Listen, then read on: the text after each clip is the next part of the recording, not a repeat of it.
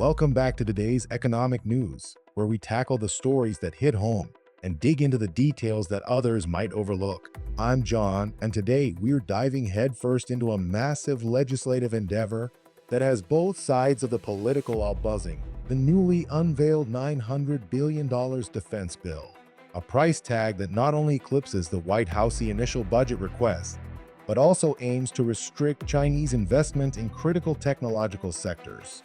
Now, if your first thought was that's a staggering amount of money, you're absolutely right. But before we dive into where this money is supposed to go, let's explore why you should be concerned, no, outraged about how this impacts you and our nation's future. As we peel back the layers of this issue, it's important to first set the stage.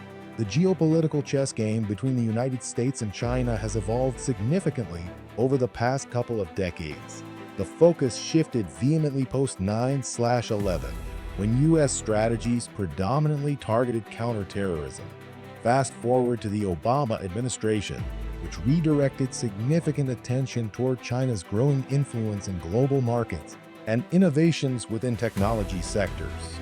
In 2018, the National Defense Strategy introduced great power competition, emphasizing the necessity of maintaining dominance both economically and militarily against other rising powers.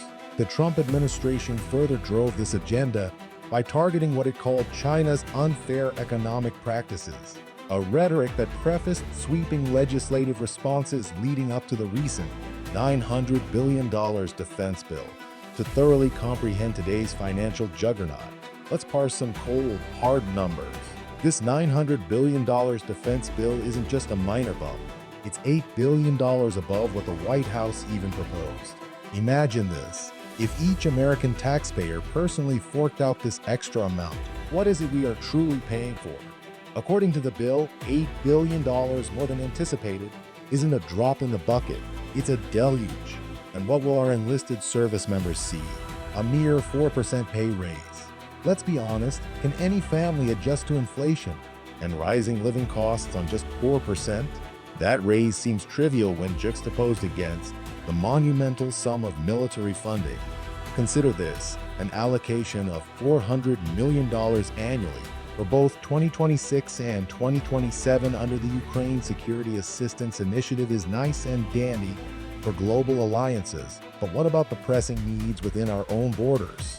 Critics argue that pouring funds into a military strategy-heavy bill diverts resources from essential domestic programs, exacerbating existing societal problems.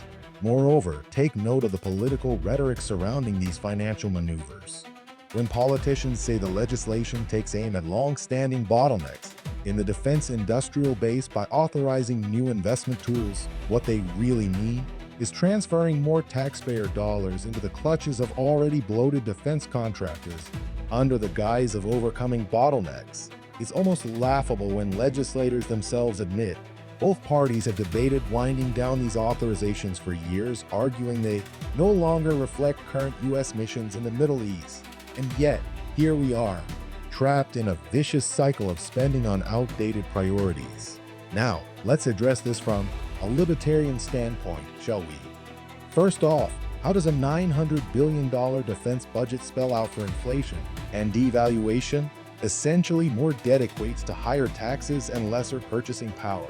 For everyone, slavery by financial chains, if you will. The word competence cannot be widely associated with a government diverting critical attention away from resolving domestic issues in favor of international posturing. Finally, consider the creeping loss of liberty. Increased control over technology and finance through government oversight signals a perilous path toward surveillance, detracting vastly from personal freedoms sold down the river for security. So let me leave you with this powerful sentence. A $900 billion defense bill isn't merely about maintaining supremacy, but it's a roadmap to diminishing your freedom and mine by shackling us to escalating debt and siphoning essential resources from domestic progress. If you're tired of tagging along this reckless fiscal ride and are ready to voice your own perspective, hit subscribe, stay informed, stay vocal. This is John, and thank you for tuning in to today's economic news.